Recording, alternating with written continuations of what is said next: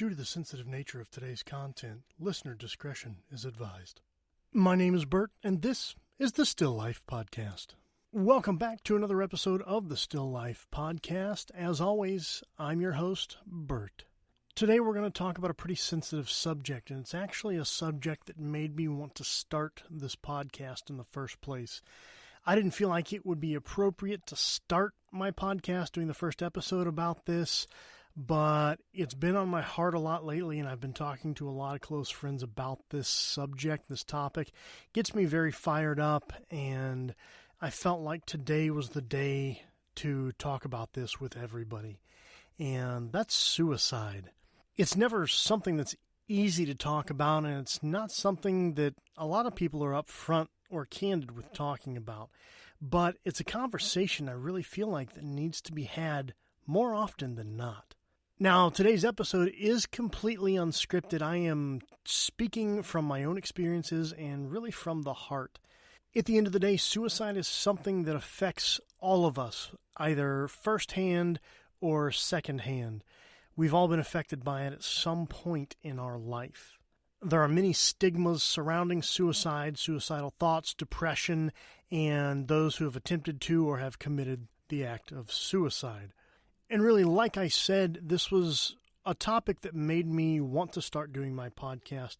And just the discussions that I've had recently with friends has really made me decide that today is the day to have that conversation here on the Still Life Podcast.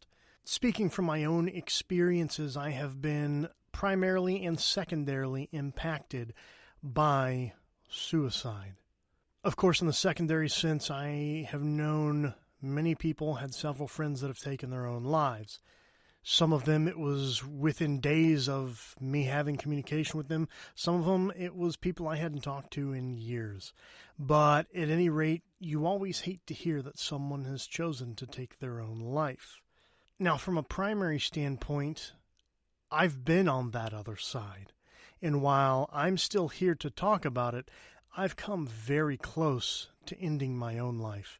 Not once, not twice, but a handful of times. Now, the crazy thing is, most people have absolutely no idea that I've ever been down that path. I'm a very optimistic person, generally very friendly, pretty outgoing, and just about always in a good mood. But underneath that happy-go-lucky personality is a lot of inner turmoil and trauma.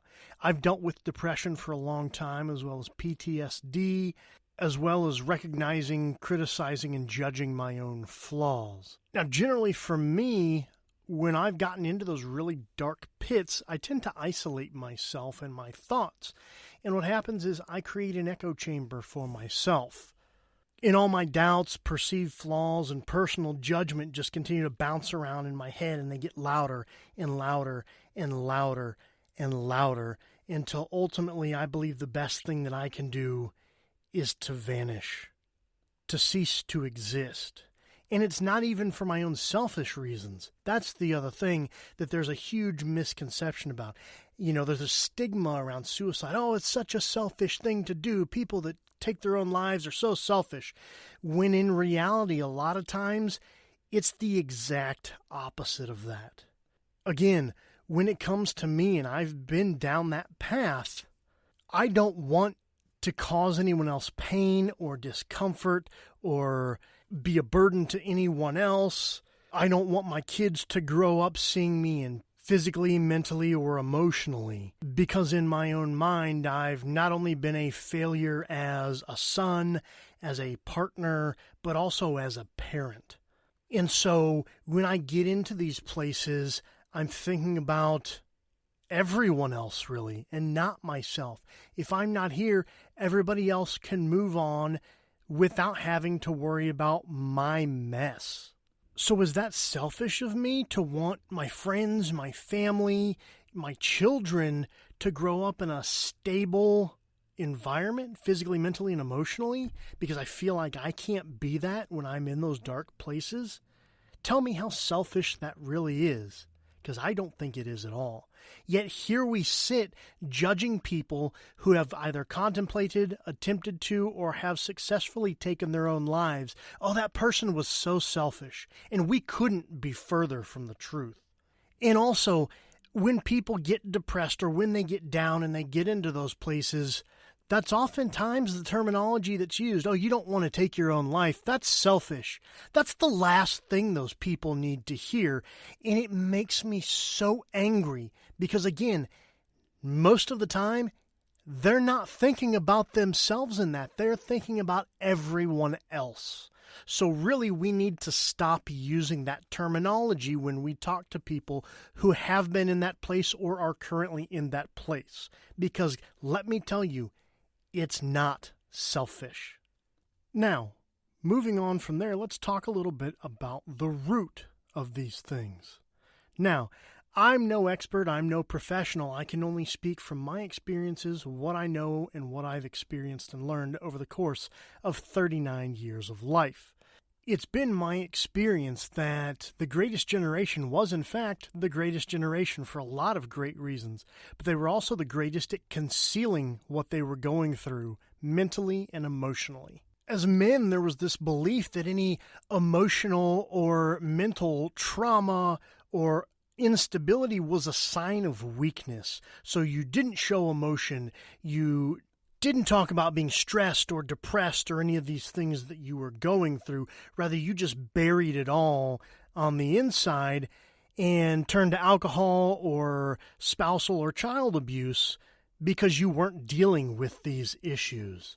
So yes, the greatest generation was the greatest at a lot of things, good and awful. And it's something that now, generations later, we're really just beginning to deconstruct, undo, and understand and start to repair that damage. And now this is where, as humans, we all come into play. I was taught over the course of my professional life that asking someone how they were doing was courteous, but telling someone anything other than you were okay or good was not permissible. And this is from a professional perspective. Now, while I understand, you don't want to have a huge, massive conversation with somebody that you don't know outside of the professional environment, at the same time, how shallow are we that we're going to ask someone how they're doing because it's polite, but then we're not going to allow them to be honest with us about that? It's freaking terrible and completely unacceptable in every sense. We have this facade that, everything is okay, everything is great, when really everything freaking sucks. But nobody wants to talk about it, and better yet, nobody wants to listen.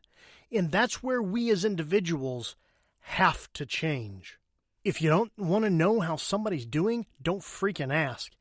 And if someone asks you how you're doing, they'd better be prepared to hear some truth. Now, that doesn't mean you have to just completely spill your guts and, tell them every single thing that's going on in your life. But it's okay to say, you know what, I'm struggling today. You know what, today's not a good day for me. I'm having a rough day. If it sparks more conversation, great. If it doesn't, then they didn't really want to listen, most likely, in the first place. So move along, but talk to somebody about it. And that's really the other piece of this, is how does someone know I need help unless I tell them that I need help? As a human, it's something I struggle with on a daily basis. And not just as a human, but as a man. I can figure things out. I know how to fix things. Except myself. I don't know how to fix myself. I have absolutely no idea. Yet, it's so hard for me to ask for help. But that's something I work on changing day by day. I have a close circle of friends that I talk to on a nearly daily basis. And if I'm not okay, I'm working on being more upfront about it. And the same thing, when I ask them how they're doing, if everything's okay, I expect them to be honest because I actually care about how they're doing, physically, mentally, and emotionally. And that's where change really starts, is within our own circles. Talk to your friends, be candid with them about your struggles, and hope that they do the same for you. Because the more that we're open and candid and honest about what's going on in our own lives and our own struggles, the more we can grow, the more we can help others to grow, and the more we start to treat each other like we all really should be treated. So if there's really two big takeaways from this, number one, don't ask if you don't care. And number two, if you do ask or if somebody asks you, expect honesty and be honest with yourself and with others. And with that, I'd like to thank you for joining me today on the Still Life Podcast. As always, for questions, comments, topic ideas, suggestions, or to become a sponsor of the Still Life Podcast, you can reach us, thestilllifepodcast@gmail.com. That's the Still Life Podcast @gmail.com. Thanks again for joining me today on the Still Life Podcast. We'll talk again soon.